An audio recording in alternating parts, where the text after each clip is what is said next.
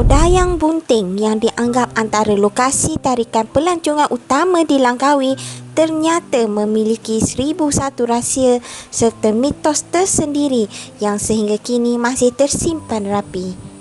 Pengunjung yang datang ke pulau ini bukan saja dapat menikmati alam semula jadinya yang indah, tetapi juga dapat menyaksikan sendiri keajaiban tersembunyi di pulau ini, antaranya penempatan makhluk bunian yang dikatakan wujud di pulau ini.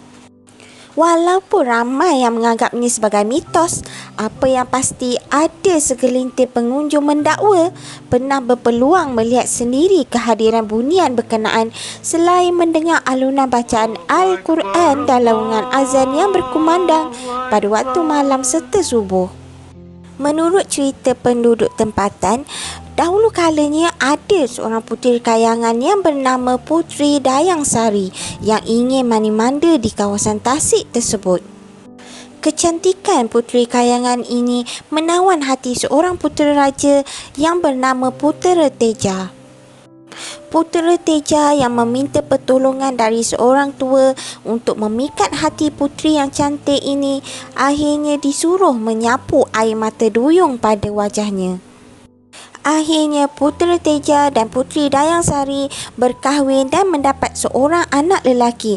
Tetapi apa yang menyedihkan, anak tersebut diserang sakit dan meninggal dunia. Selepas dikuburkan, dia dikatakan bertukar menjadi buaya putih yang menjaga Tasik Dayang Bunting. Sebuah legenda lain di Pulau Dayang Bunting juga menceritakan kisah mitos percintaan di antara seorang dayang istana bernama Telani dengan kekasihnya seorang pahlawan yang bernama Telanai. Sultan yang akhirnya mendapat tahu mengenai hubungan tersebut telah menitahkan agar Telani dibuang daerah ke sebuah pulau yang sunyi di Pulau Dayang Bunting.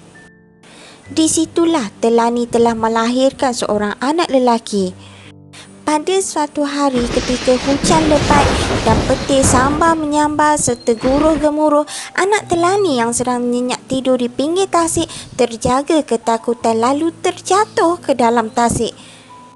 Setelah kabus hilang, Telanai telah bertukar rupa menjadi sebuah pulau yang kini dikenali sebagai Pulau Tajai, manakala Telani pula menjelma sebagai batu besar di tempat dia menangis.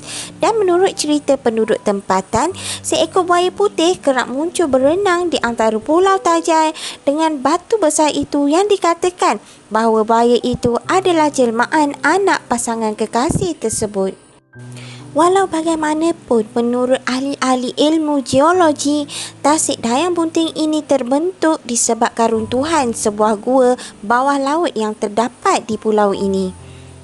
Sama ada kisah buaya itu sahih atau dongeng, Pulau Dayang Bunting yang merupakan pulau yang terbesar kedua selepas Pulau Langkawi harus dilawati kerana keunikan dan keindahan alam semula jadinya.